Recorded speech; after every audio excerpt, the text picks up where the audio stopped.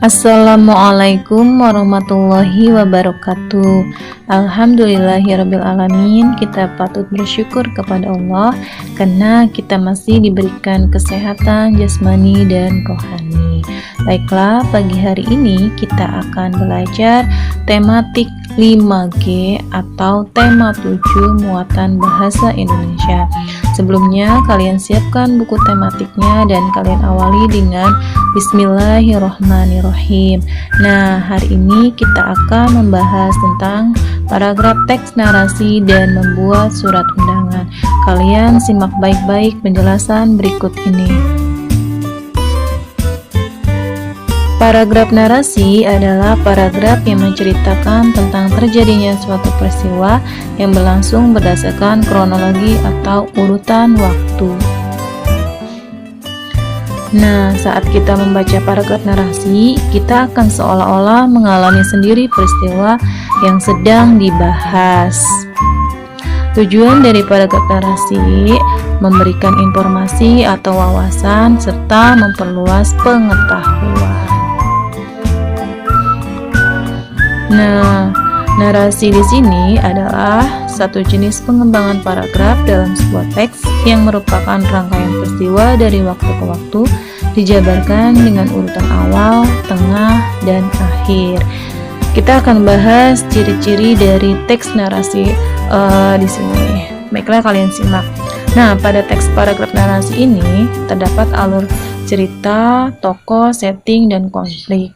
Paragraf narasi ini tidak memiliki kalimat utama. Contohnya yaitu cerpen, novel, dan biografi. Ciri-ciri dari teks narasi yang pertama adalah berupa cerita tentang peristiwa atau pengalaman penulis. Yang kedua, paragraf narasi menonjolkan unsur perbuatan atau tindakan. Yang ketiga, dirangkai dalam urutan waktu secara kronologis dan jelas, di mana bagian orientasi, klimaks, dan menyelesaikan masalah. Selanjutnya, yang keempat, memiliki unsur-unsur utama seperti tokoh, latar, konflik, dan sudut pandang pengarang.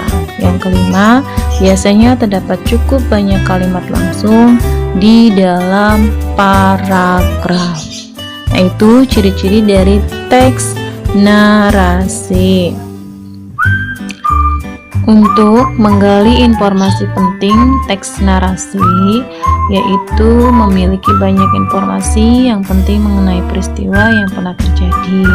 Agar lebih mudah memahami informasi teks, kamu dapat mengelompokkan informasi tersebut menggunakan kata tanya 5W1H. Nah, di sini apa sih 5W1H itu? Nah, 5W1H itu yang pertama adalah apa atau what? Digunakan untuk menanyakan nama atau jenis peristiwa yang terjadi. Yang kedua, di mana, where, digunakan untuk menanyakan tempat terjadinya peristiwa itu sendiri. Nah, yang ketiga, yaitu kapan atau when, digunakan untuk menanyakan waktu terjadinya peristiwa. Dan yang keempat, siapa atau who, digunakan untuk menanyakan tokoh atau pelaku yang terlibat dalam peristiwa yang terjadi.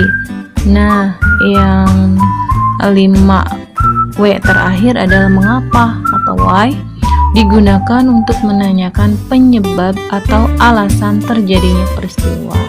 Nah, yang H adalah bagaimana atau how, digunakan untuk menanyakan cara atau keadaan saat terjadinya peristiwa.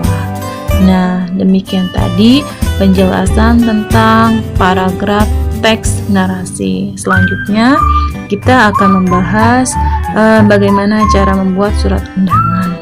Nah, apa sih surat undangan itu? Surat undangan adalah surat yang berisi ajakan atau undangan perorangan atau sekelompok orang untuk menghadiri acara.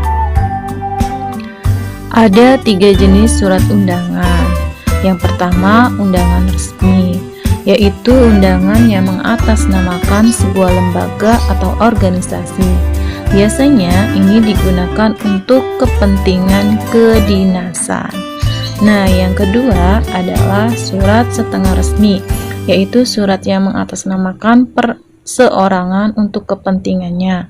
Contohnya undangan pernikahan dan acara keagamaan. Yang ketiga yaitu undangan tidak resmi, yaitu undangan yang mengatasnamakan perorangan yang ditunjukkan kepada perorangan untuk kepentingan perorangan. Contohnya undangan acara ulang tahun. Nah, kalian perhatikan contoh undangan berikut ini. Ini contoh undangan resmi. Nah, yang kedua contoh undangan setengah resmi. Dan yang terakhir adalah contoh undangan tidak resmi. Selanjutnya, kalian buka buku tematik halaman 103. Nah, di sini ada contoh pembuatan surat resmi. Ini ada bagian-bagian surat undangan resmi. Nah, kalian perhatikan di situ ada nomor dan ada keterangannya. Nah, yang membedakan antara surat undangan resmi dan tidak resmi, di sini ada ciri-ciri undangan tidak resmi.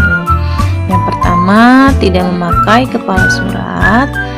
Yang kedua, bentuk surat boleh tidak standar. Dan yang terakhir, dapat menggunakan bahasa baku dan tidak baku.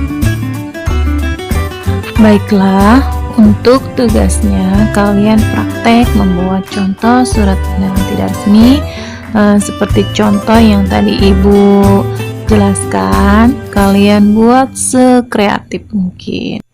Kalian fotokan hasilnya dan setorkan ke wali kelas masing-masing, dan paling lambat hari Sabtu besok. Baiklah, kita sama-sama akhiri dengan sama-sama baca lafaz Alhamdulillahirabbil alamin. Wassalamualaikum warahmatullahi wabarakatuh.